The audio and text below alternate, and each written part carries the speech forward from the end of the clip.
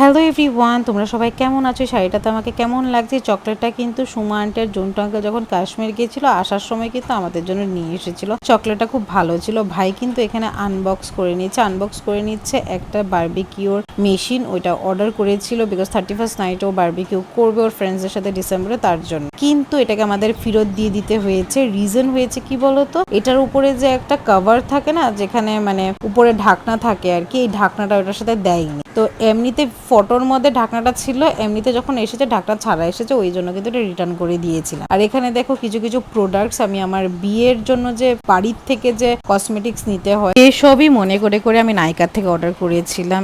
এই লরিয়েলের শ্যাম্পুটা খুব ভালো, আমার তো খুব ভালো লাগে। তার কন্ডিশনার শ্যাম্পু দুটোই আমি ইউজ করেছি। এখানে দেখো জেল, এই পুচকি ক্রিমটা ফ্রি পেয়েছি O3 ড্রে ক্রিমের সাথে। আনবক্সিং করে একটু টায়ার্ড হয়ে গিয়েছিলাম, তারপরে কিন্তু রেডি হয়ে বেরিয়ে পড়েছি। মামুন এখান থেকে মিষ্টি কিনে নিয়েছে। কোথায় যাচ্ছি? লালশ্রীমুড়া যাচ্ছি। লালশ্রীমুড়া হয়েছে আমার মামির বাপের বাড়ি।